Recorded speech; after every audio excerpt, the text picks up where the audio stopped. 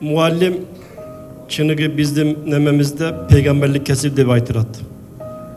Oşoluktan öte ıyık dep aysak bolut.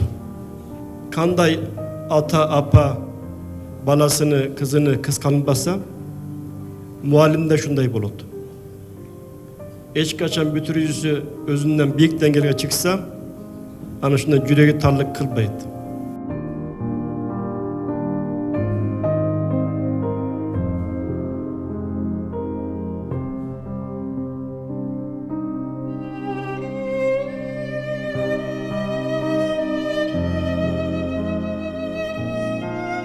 Bilim, elin geleceği.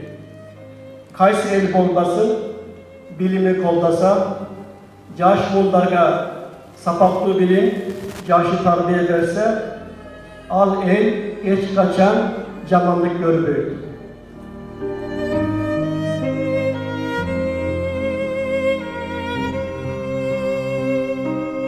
Yaş buldar bizim gelecek.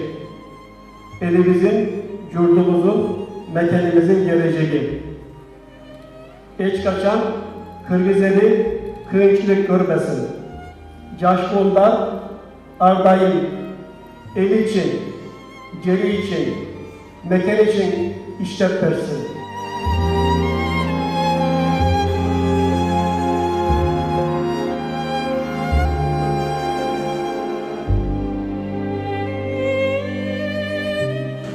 Bizim bilesiniz Kırgız elinin çoğunu sıymağı Çıngiz Aytlıklar ağız var.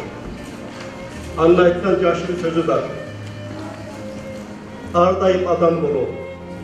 Ömür yolunda en çoğun derse şu. Ömrünüzün ayağına için birinci apanız atınıza bulunan sıyınız ardayıp şu. İkinciden algan biliminizi, algan terbiyanızı Kırgız eline hizmet verip Kırgız yerini, Kırgız cereğini büyük götürdünüz. Bundan alıp sağlık maksatınıza gittiniz.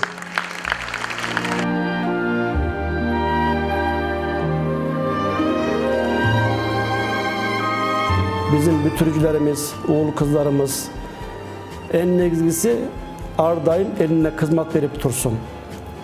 Bizim bardık maksat bütken baldardın algan bilimini, algan tarbiyasını birinci özüne paydası değilsin. Atanesine paydası değilsin. Andan ki eline, yurduna hizmet versin. İntimakta bozsun, birimlikte bozsun. Ardayım özünün şunda yetişken degeni elge hizmet bulup bersin degen oydumuz.